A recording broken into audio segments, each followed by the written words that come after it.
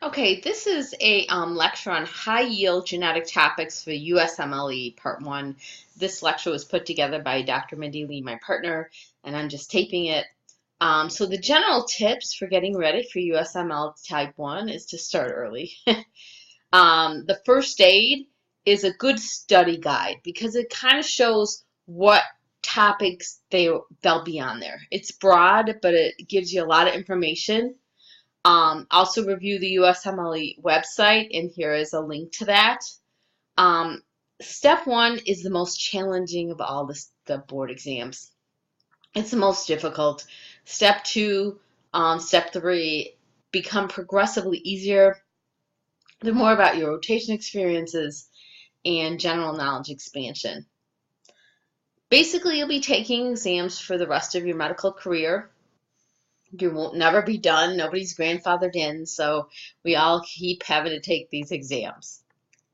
So there are a lot of concepts to the USMLE, general principles and foundation science. This is about 15 to 20%.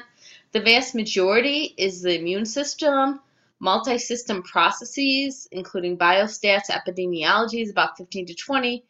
And then there's the process, the normal process, abnormal process. So normal is 10 to 15, but abnormal is 55 to 60.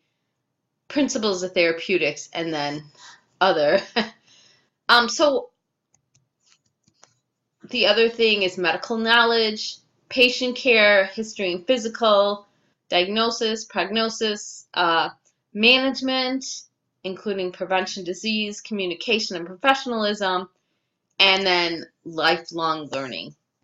So how does genetics fit into all this? Well, basic genetic principles are under here, some of the general principles of foundation science.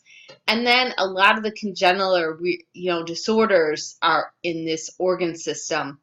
And then metabolic, genetic, metabolic, and developmental disorders are under the multi-system. So really, it's kind of everywhere, and it's spread. And that's why, this new curriculum is so challenging for genetics.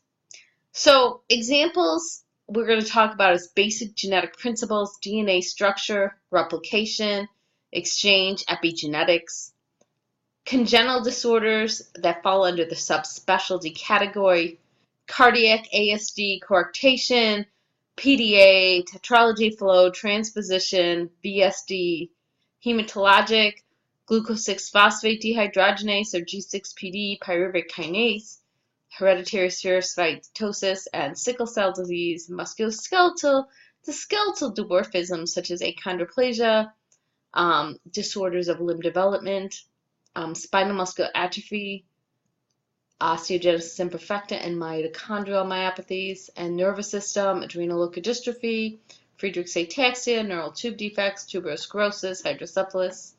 And that's just a few examples of the millions. Genetic metabolism and developmental disorders. Most listed subspecialty categories are put under this general category. Conversely, some in this category can be put under the organ system. So let's look at, Beckwith-Wiedemann syndrome, Down syndrome, Prader-Willi syndrome, acute inborn errors of metabolism, storage diseases, Marfan, cystic fibrosis, hemochromatosis could all be considered under genetic metabolism and developmental disorders. So the goal of this lecture is to review basic genetic principles that fall under foundation science. This is important as these will apply to any of the disorders, irregardless of the organ system. And genetic disorders will be reviewed during all the different sessions. So biochemistry and molecular biology of cells. The main cases for this are the inborn errors metabolism 1 and 2, the first year and the second year. But basically here is the eukaryotic cell. We have a nucleus with the DNA inside of it. We have a number of organelles. Here's the lysosome. Here's the peroxisome.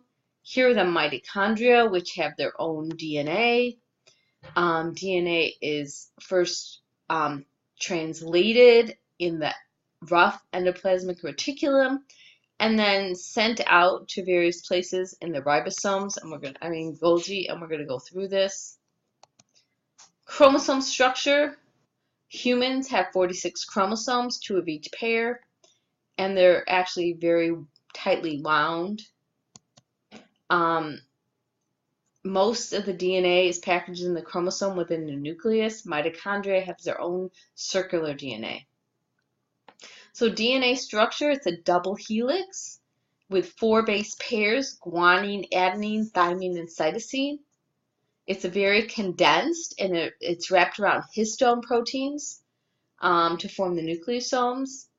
And when it's highly condensed, it's known as heterochromatin. When it opens up a little so we can make a copy, it's known as euchromatin. Purines have 2 rings, A and G, and pyrimidines have 1 ring, CUT.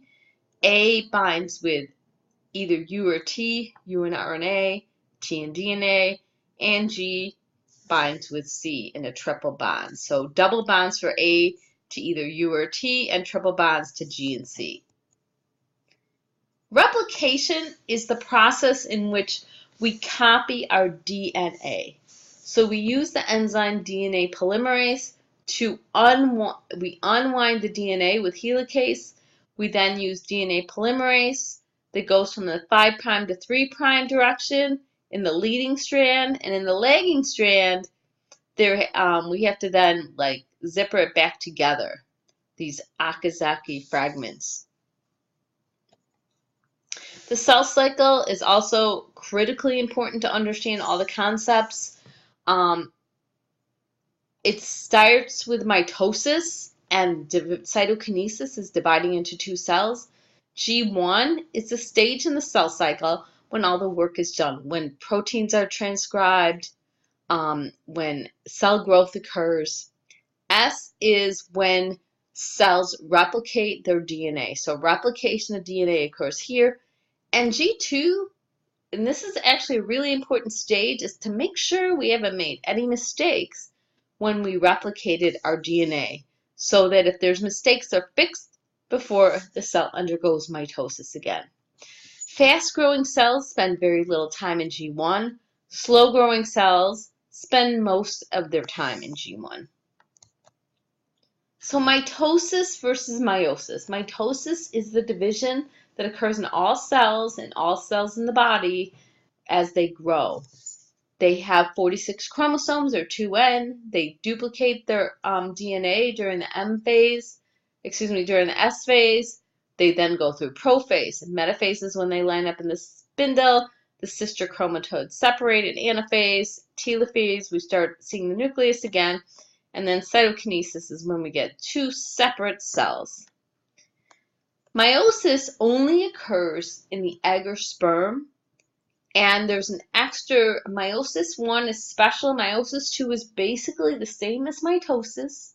The only difference is there's no replication of DNA in between meiosis 1 and meiosis 2, but there's a special thing that occurs in prophase 1 known as synapsis. So there's additional DNA exchanged, and the homologous chromosomes, cross over, and again, this is known as synapsis.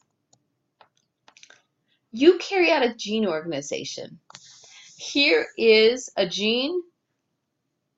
Upstream from the gene are enhancers, promoter. This is how the DNA polymerase attaches, or the RNA polymerase, to make a copy.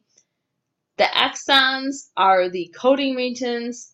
After the transcript is made, it is a 5' cap is placed and a poly A tail on the 3' end, and this is to stabilize this transcript so that it can then go out into the cytoplasm. And the other thing that occurs is the introns are spliced out, and this final code can then go out into the cytoplasm to the ribosomes and be used to make a protein. So transcription is the first stage, which is opening up DNA and making a copy, splicing out the introns. And the next thing is translation, is when this RNA transcript is taken out into the cytoplasm, onto the ribosomes, and used as a template to make a protein.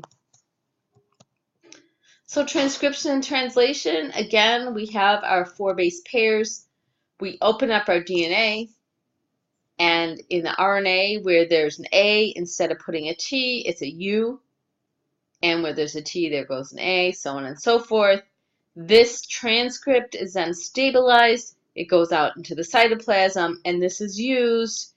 tRNAs come in with a base pair on one side and an amino acid on the other, and this string of proteins are put together.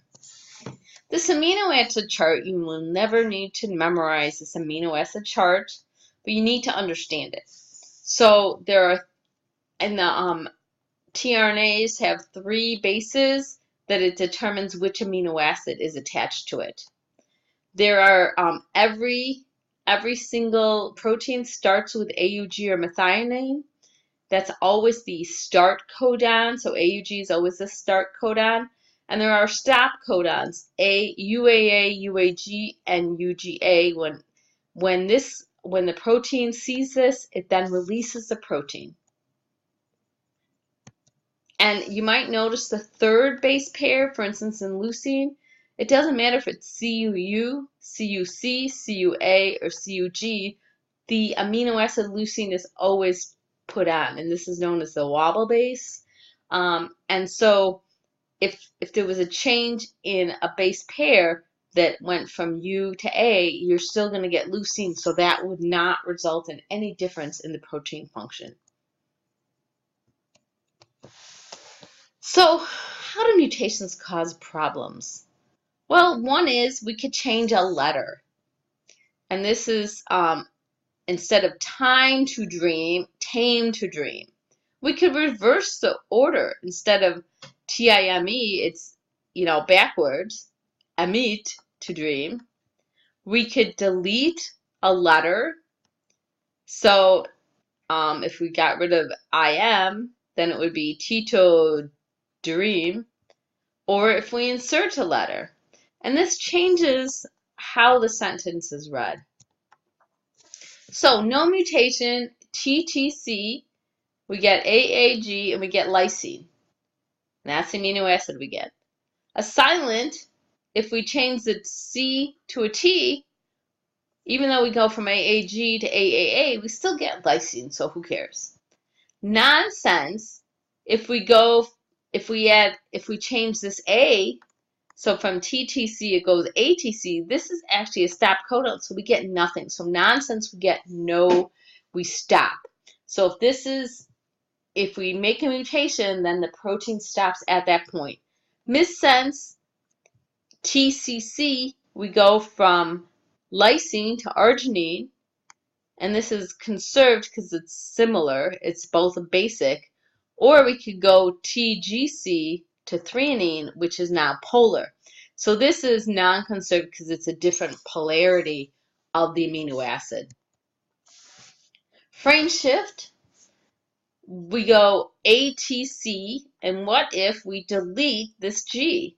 And now it goes AAG and CAC, and so instead of methionine, glycine, alanine, we go methionine, lysine, histidine. Splice site mutations, this is actually something that can affect the way that the introns are spliced out. Protein degradation, 2 main pathways. The ubiquitin proteasome pathway, this is used as a marker to target nuclear proteins for breakdown. So when we're done with something, we break it down, and the lysosomal proteolysis, uptake of proteins by the lysosomal membranes to digest them, multiple roles in cell metabolism, including digestion of extracellular proteins taken up by endocytosis, turnover of cytoplasmic organelles, and cytosystolic proteins. Extracellular sorting. And this is really important. How do we move everything that we make after we translate them into the right place? And the main thing is the endoplasmic reticulum has a membrane of sacs, and the rough ER is where the protein is synthesized. The smooth ER functions in lipids and steroid production, and detoxifies poisons. The Golgi is really the distribution center. When we make a protein, it then goes into the Golgi, and the Golgi brings it folds it into the right structure, and it brings it to where it needs to be. So here we have a diagram. We make our RNA transcript, and then it goes onto the rough ER and makes a protein. When it's done, it goes into these transport vesicles. It goes through the Golgi to wherever it needs to go. Exocytosis is when whatever this protein is excreted from the cell, and endocytosis is when we absorb things. Epigenetics is a very complicated concept that we're learning more about every day. Epi means over or outside of, around, implies characteristics that exist in addition to traditional genetic inheritance. Definitions: study of hereditary changes in gene function that does not involve changing the DNA structure. Also refers to changes in the genome that does not involve nucleotides changes. So DNA methylation. Methyl groups are added to DNA. More than 30,000 base pairs of human genome have methylation, and these DNA methylations, or CpG islands, repress transcription. So here is a methylated DNA, and here's an unmethylated. Unmethylated DNA is transcribed. Methylated DNA is not.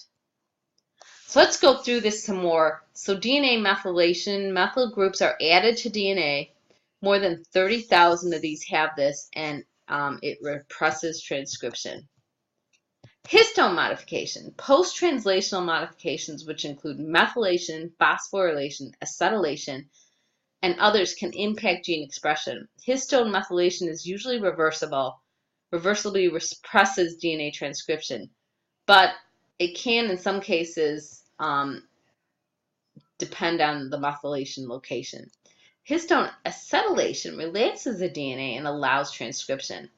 Histone deacetylation allows histones to wrap DNA more tightly. So here we have, when it's methylated, it doesn't transcribe. When it's acetylated, it does. So epigenetic processes, non-coding RNAs, or ncRNAs, associated with gene silencing. These are a functional RNA molecule that's transcribed from DNA but not translated into proteins. The epigenetic related ncRNAs generally function to regulate gene expression at the transcriptional and post-transcriptional levels. So microRNAs function in RNA silencing and post-transcriptional regulation. They are small, short, interfering RNA targets for degradation. So an example of epigenetics includes genomic imprinting. When gene is expressed in the parent of origin in a specific manner, involves DNA methylation and histone methylations, and epigenetic markers occur or imprinted in the germline of the parent that are maintained throughout mitotic division. So sometimes the gene is shut off through epigenetic methods in the parent and maintains being shut off in the child.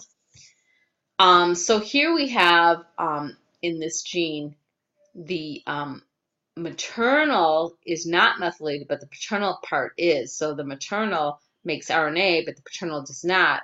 And here we have the maternal is methylated and the paternal is not. So this is the case in Prader-Willi, and this is actually the case in Angelman syndrome. So X inactivation or lionization, one copy of the X chromosome in a female is inactivated, and it's known as the Barr body. This inactivation of the X is very highly condensed. The inactivation starts in the XIST region of the X chromosome, and whichever X is randomly activated. In some cells it's the maternal, in other cases it's the paternal. But once inactivated, throughout the entire life cycle of that cell, it's always the last chromosome replicated, and the DNA is all turned off. There are some small areas at the end of the X that's not. This process occurs around gastrulation, very, very early in embryonic development. Energy metabolism. How is everything processed and broken down? There are many ways that the pathways are interconnected. Remember, an enzyme's name is often describes its function. So kinase catalyzes the transfer of phosphorylate group from high energy to a substrate. Glucokinase catalyzes phosphorylation of glucose using ATP. Phosphorylase adds an inorganic phosphate to a substrate without using ATP, so glycogen phosphorylase. Phosphatase removes a phosphate group. Dehydrogenase catalyzes the oxidation reduction reaction. Hydroxylase adds a hydroxy group, and carboxylase transfers the CO2 with the assistance of biotin. So here is a very complicated slide here, proteins, nitrogen pool when it gets broken down, and then this is used in pyruvic acid, it's used in acetyl-CoA, it's used in the citric acid cycle. Carbohydrates go to pyruvic acid, fats and lipids also go into acetyl-CoA, and all of these feed into the citric acid cycle and make energy, which is ATP. So anabolism is building things and catabolism is breaking them down. And this is Dr. Sazvo's favorite graph here, so I'm not going to go into a lot of detail except for aerobic metabolism of glucose produces 32 ATPs in the spartate shuttle in the heart and liver, 30 in the muscle. Anaerobic glycolysis, only 2 ATPs. That's why oxygen is so important. Electron carriers include NADH, NADPH, FAD2, and know which ones are reversible, or excuse me, which ones are irreversible, and know where the reactions take place. So human genetics. We're going to talk a little bit about pedigree analysis. A male is a square, a female is a circle. If they're affected, a lot of times we'll fill it in. If we don't know the sex, we use a diamond. When somebody says, I have 6 brothers and 5 sisters, none of them have any issues, we just usually write a number in there. If an individual is deceased, we put a line through it. If somebody's pregnant, they know it's a boy or girl, or if they don't know the sex. We always put an arrow to the individual that we're interested in, or the consultant. Of spontaneous pregnancy loss, we put a triangle. If a termination, we put a line through it.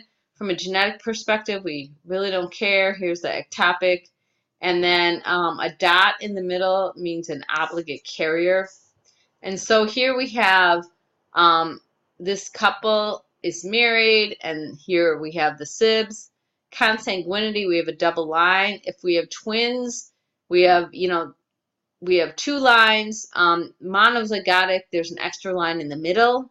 Monozygotic twins have to be the same sex, but dizygotic twins can be the same sex.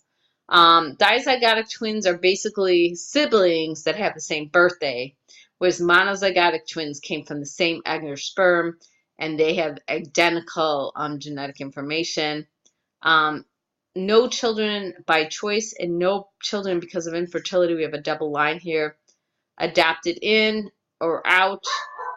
Gamete donor. This is just some unusual things. She's pregnant, but she used a donor sperm. They're pregnant, but somebody else is carrying the pregnancy. They're no longer together. So here we have a pedigree, and one thing I want to talk about with this pedigree is we have generations with Roman numerals 1, 2, and 3, and then each generation has numbers. So for instance, if I said who is a carrier of whatever disorder, it would be 2, 3, and 3, 5.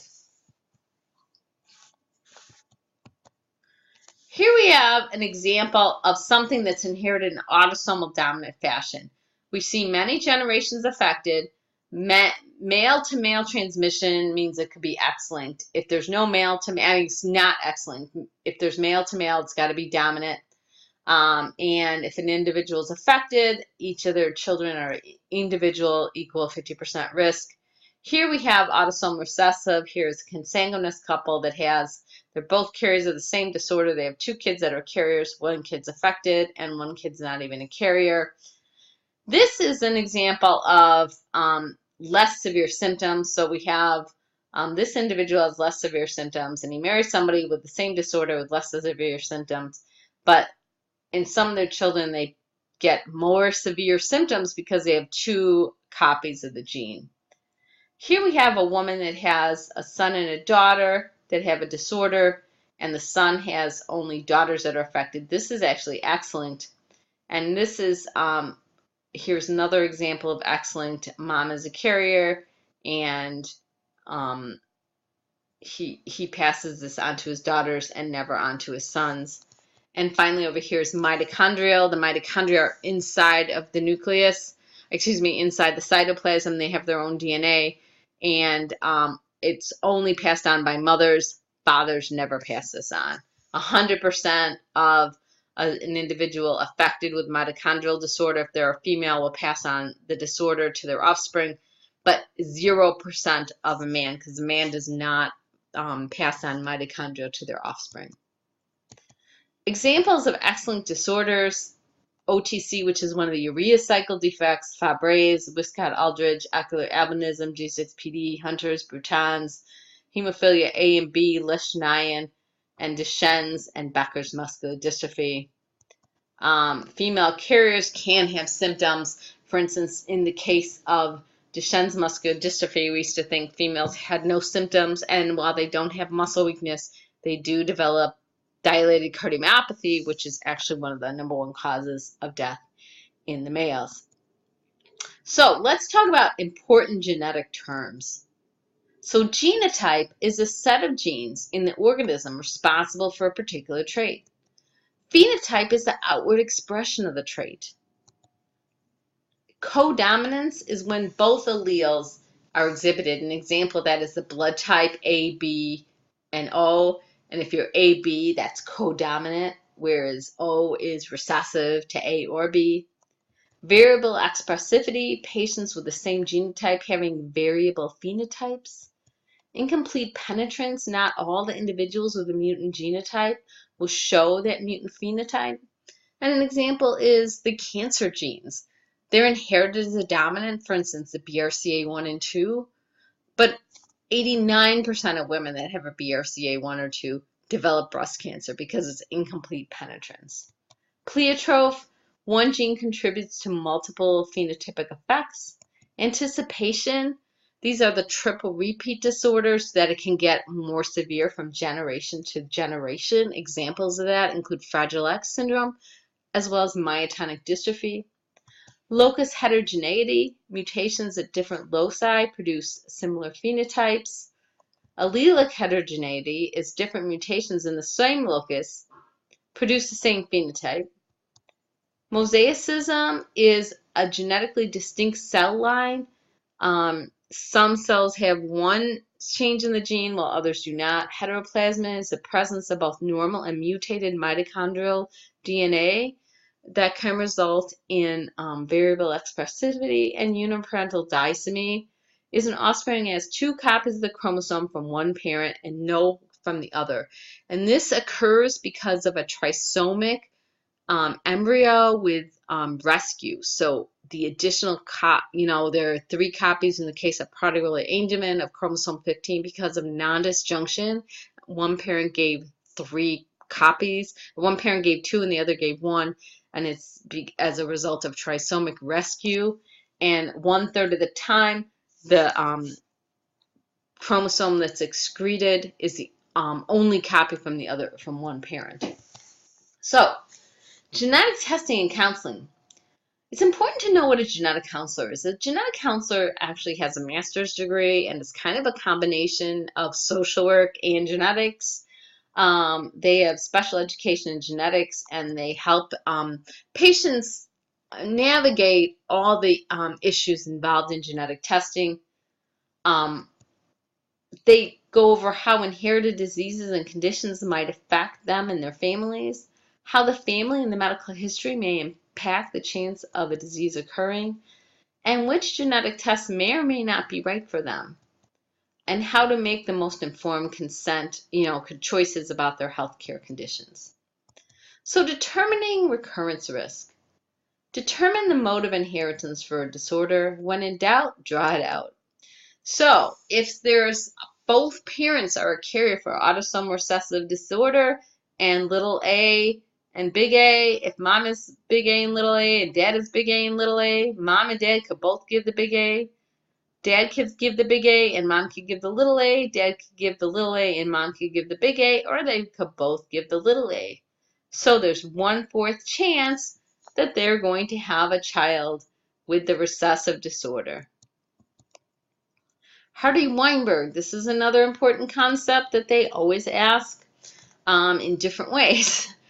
So p squared plus 2pq plus q squared equals 1. This formula is used to determine the relationship between the allele frequencies and the genotype frequency of a particular gene. Clinically, most often used to determine heterozygotes or carriers. So a heterozygote or carrier is a 2pq. This is the recessive, and P is the dominant allele. And so here we have genotypes and alleles, and the genotype distribution and the proportion of the frequency of the individual alleles in the population. This usually remains constant from generation to generation if a population is in equilibrium.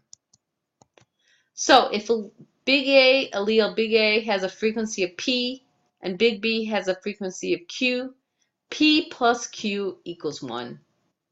Population genetics genotypes will therefore be big A is P times P or P squared. AB is P times Q plus P times Q or 2pq. And BB is Q squared. Therefore, P squared plus 2pq plus Q squared equals 1. Now, the assumptions of Hardy-Weinberg, there are a lot of assumptions, including that there's no mutation at a locus, that there's no selection against any particular genotype. Population study is large and mating is random, and there's no migration in and out of the population. And if all these assumptions are made, the population is in equilibrium. If the population is in equilibrium, changes to the allele frequencies will average out the next generation. In reality, there are exceptions to Hardy-Weinberg, such as consanguinity, assertive mating, and we could go on. So let's use the Hardy-Weinberg equation for an autosomal loci, not the X or Y. The total number of alleles in the population is twice the number of individuals in the population. So, unaffected P squared, affected heterozygote in the case of dominant 2pq, and Q squared really for an autosomal dominant trait can be ignored. So, in a recessive, P squared is unexpected homozygote, 2pq is the heterozygote carrier, and Q squared is affected homozygote. So for rare recessive disorders, P is the normal allele, pretty much 1. So the carrier frequency is 2 times 1 times Q. So it's really 2Q. So let's look at an example. CCR5 is a genotype that encodes for a cell surface cytokine receptor. That's the entry point for a lot of, for instance, in the HIV virus. When the CCR5 is abnormal, then HIV cannot get into the cell. Individuals homozygous for this mutation do not express the receptor and are actually resistant to HIV. So in a population study, the wild type or CCR55, there was 647 individuals, 1 functional and 1 non-functional, 134, and 7 individuals that were what we would call Q squared. So the observed frequency of CCR would be 2 of the normal allele, 2 times 674 plus 1 times 134. or divided by the total number times 2, or 0.906, and the observed frequency of the mutant allele is 1 times 134 times 2 times 7, or 0.09 divided by 788, or 0.094. So Hardy-Weinberg in practice, PKU is looking at the carrier frequency. This is a recessive metabolic disorder, and the frequency of PKU in Ireland is 1 in 45,000. If all the disease alleles are treated as a single allele, the frequency of Q then is Q squared. If Q squared is 1 in 4,500, then Q is 0.015. So the square root of 1 in 4,500 is 0.015. So if Q is 0.015, then what is P? So it would be 1 minus 0.015. And Q, or because P is really 1, so 2 times 1 times 0.015 gives you a carrier frequency of 0.03 or 3%. So this is how you can use, if you know what the frequency of disorder in the population is, you can take the square root of that, multiply times 2 to get the carrier frequency. What about in dominant disorders? The incidence of Huntington's chorea is 1 in 10,000. So what's the frequency of the HD allele? Affected individuals are heterozygous. They have one normal allele and one non-functional. So if 2PQ equals 1 in 10,000, what is Q? This is 1, and so we multiply both sides times a half, and we get 1 in 20,000. And this easily could be an exam question using any type of dominant disorder, and they probably will tell you that it's dominant. They just will give you the frequency of the population, and if you multiply it times a half, you'll get the carrier frequency. So biochemistry and genetic lab techniques. This is another thing we like to ask. So Gregor Mendel first published the laws of genetics in 1865. It wasn't for almost 100 years that they realized about the double helix with Watson, Crick, Wilkins, and Franklin. In 1966, they figured out the genetic code. In 1977, the DNA sequencing was developed using Sanger sequencing. The Human Genome Project, they started it in 1990. They finished in 2001. They made the first draft in 2002. And they finished the draft in 2003, and things have been going really fast since that time. So it started slow, and now we're moving fast, okay? So now we can actually sequence all the genes. So here's an article from 2011, The Bright Future, Reflection on the First 10 Years of the Human Genome. Translating gene from base to bedside. So we need to understand the gene structure, understand the biology of the genome, understand the biology of diseases, and use that information for healthcare. So again, early in the 1950s, in 1959, we first were able to look at human chromosomes. Around 1980s, we started using a molecular kind of combination called FISH.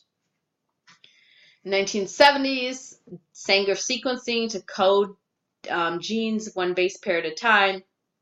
PCR, or polymerase chain reaction, was a faster, less expensive method to do this. Microarray is a better method to look at chromosome material. And then next generation sequencing to be able to sequence all the genome. So karyotyping, basically we draw blood, we culture it, we add a poison to destroy the spindles. So right before the cells, after they duplicate, but before they divide, so before they go into M, when they're in G2, we break open the cells with hypotonic solution, and they spread, and then we fix it, and then we look at them under the microscope. Fluorescent in situ hybridization, we go through the same process. We have our chromosomes on the slide, and then we use a fluorescent tag to attach to them. If the region is there, we see it. If it's not there, there's nothing for it to attach to. Sanger sequencing is a method to sequence DNA one base pair at a time. Basically, what we do is we have a small fragment of DNA that we want to sequence. We have 4 solutions. In each solution, we have our single strand of DNA. We add our base pairs, ADP, CDP, TTP, and CDP, and our DNA polymerase. And then in one of these, we add a deoxy ADP. In one, we add a deoxy CDP. And one, we add a deoxy D-deoxy TTP, and one D-deoxy GTP. And when this D-deoxy base gets added to the sequence, it stops the sequence at that point. So in the solution, every time that there's an A, they'll be different. Like sometimes it stops if they happen to put in the D-deoxy ATP versus the deoxy ATP. And so we can see when we separate all these fragments on a gel, we can then see, for instance, here, C, G, A, G, T, C, A, G. So we can actually read out what the letters are in this method. This is the gold standard for sequencing a gene. It's a great method. It's just very expensive. But when we're using the less expensive methods, such as next generation, we actually do, when we find a gene problem, go back to this to confirm it. So again, in Sanger sequencing, we look at we can separate the sequences and we can put them in order. Polymerase chain reaction is actually a very inexpensive and effective way to determine if a mutation is present. We have a primer for instance, a specific mutation, and we add it to our DNA, and we have primers, and if we amplify DNA, then that mutation is present, and if no DNA is amplified, then it is absent. But the thing is, you need to, in the case of mutations, they have to be common mutations, and we also amplify normal DNA, which can also, to make sure that, what the individual has. And this is really what we use in the case of sickle cell anemia and common mutations of cystic fibrosis. This can be done very inexpensively and very quickly. Chromosome microarray, instead of culturing the DNA as we described before, we cut up all the fragments into small pieces. We have our patient DNA labeled with a red fluorescent tag, and our control DNA labeled with a green fluorescent probe. Each one of these little wells on the microarray slide represents a different area of a different chromosome. Red plus green equals yellow, and what we expect is equal hybridization of the DNA, and this is analyzed by a mass spec. If there's a deletion, that means there's more control than patient DNA. We'll see a green signal. If there's a duplication, we see more patient than control, and that means a duplication.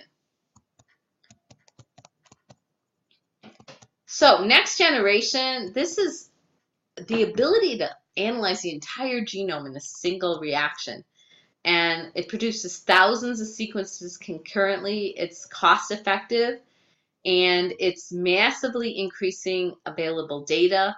Not great at identifying copy number variants. Your copy number changes, for instance, triple repeat disorders like Huntington's chorea or Fragile X, because it's really looking at the coding regions. And so we amplify all the DNA at the same time. And the difficult part of this is analyzing. After all this data is put into the computer, all the known genes all the known changes of all the known genes are analyzed, and then things are pulled out, and then there's a couple thousand that then the person needs to look through. Genome versus exome is just looking at this coding regions. genome is looking at everything. And so exome, even as complicated as that is, that's 3 million base pairs. It's about 50 to 100,000 variants, and only targets the coding regions, whereas genome is 3 billion base pairs, all like 20,000 genes, and 12 million variants. I'd love to analyze that. It's more expensive, and we don't know a lot about the non-coding regions. To be honest, even when we do exome sequencing, we don't know a lot about the genes that we look at.